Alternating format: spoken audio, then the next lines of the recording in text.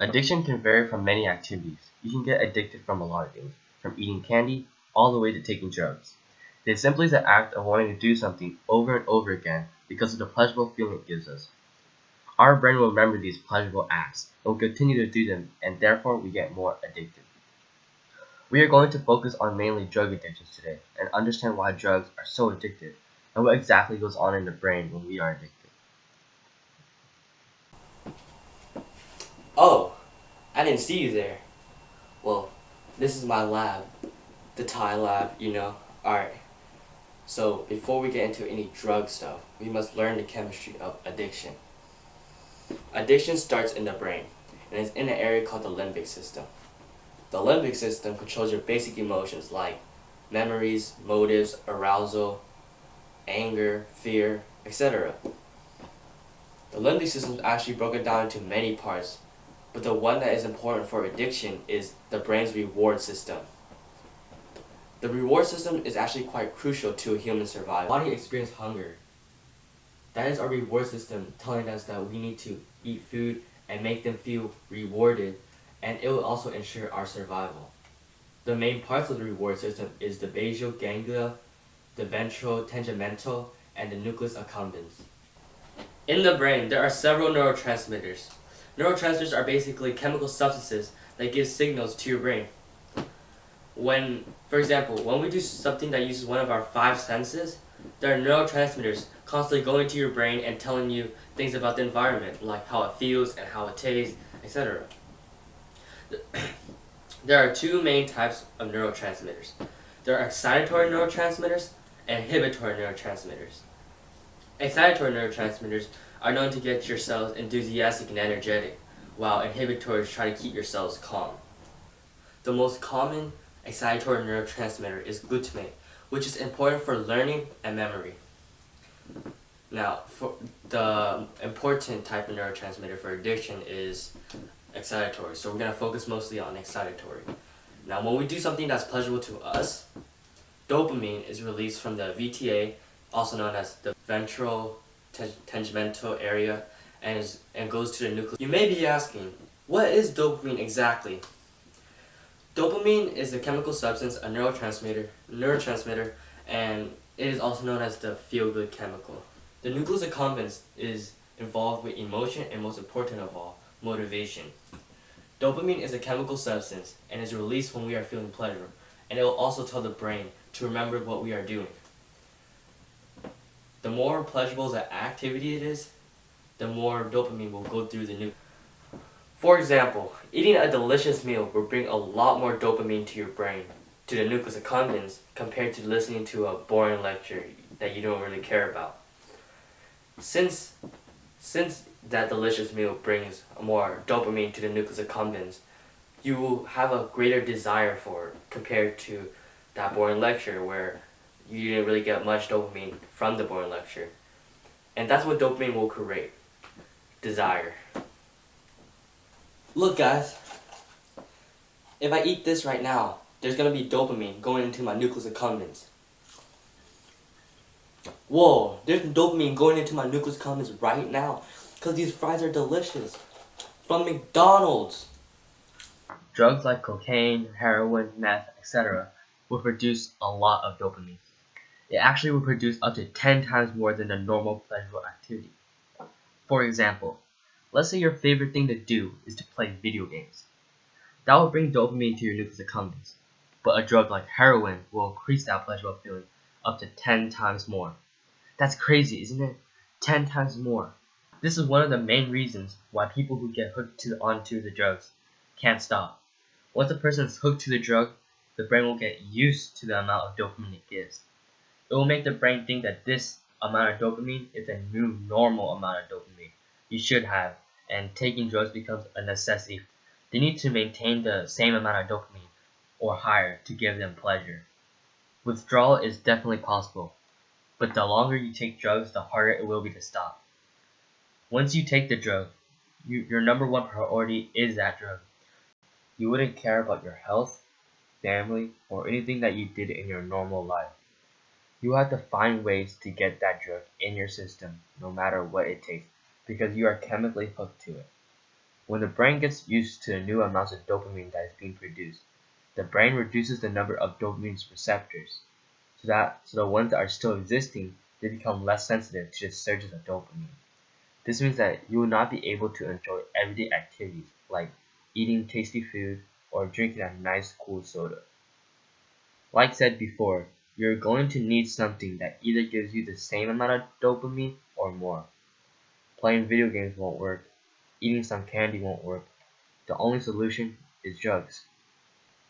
There are other side effects to abusing drugs like memory problems, depression, anxiety, and obviously uncontrollable cravings for the drug when it is not present.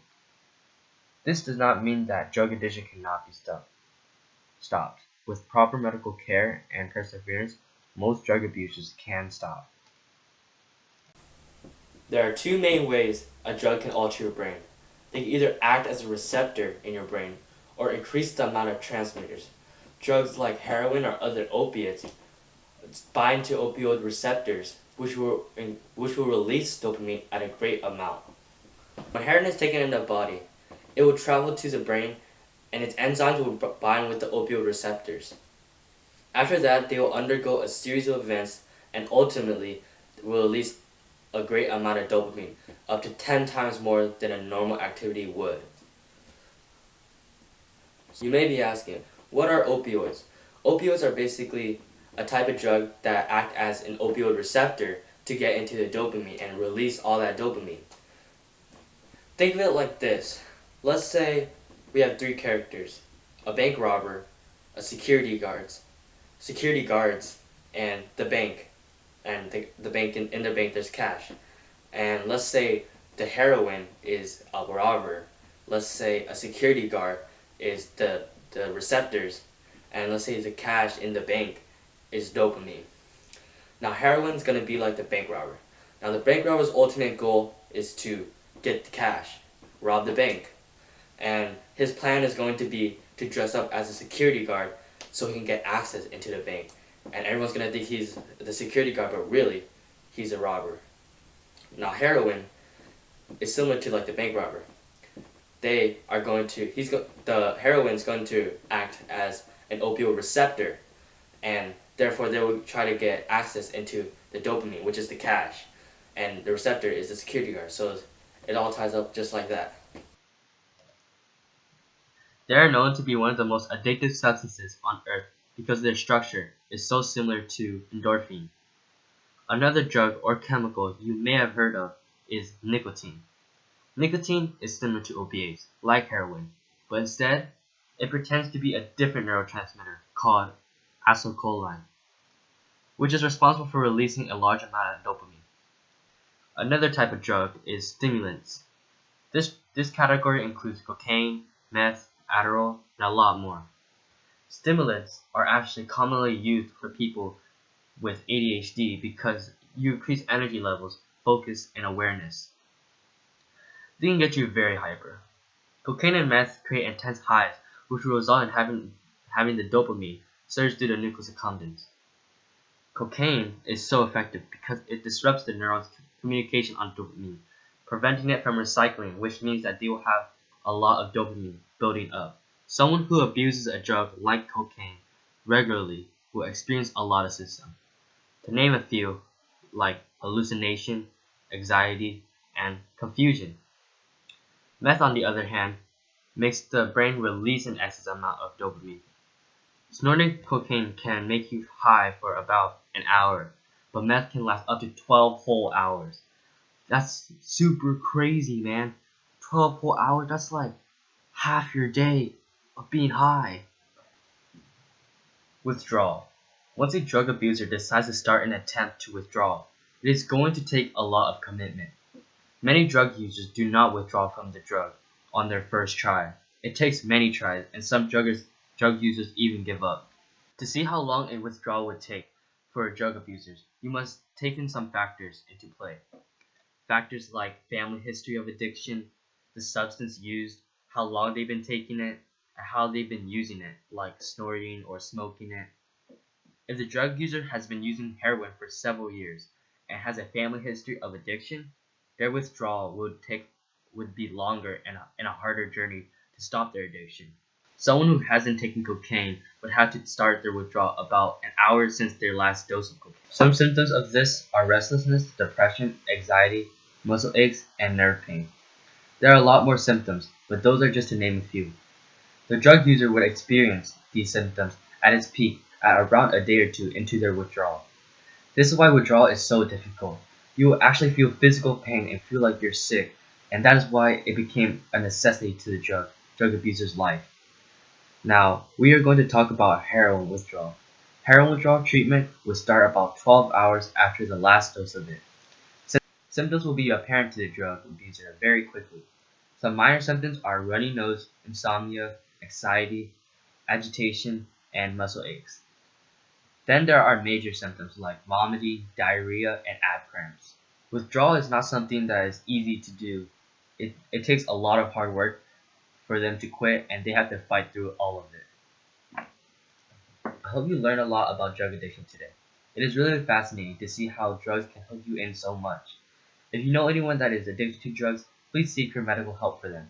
And if you are addicted to drugs, please ask for help. If not, stay away from drugs because it could really ruin your life.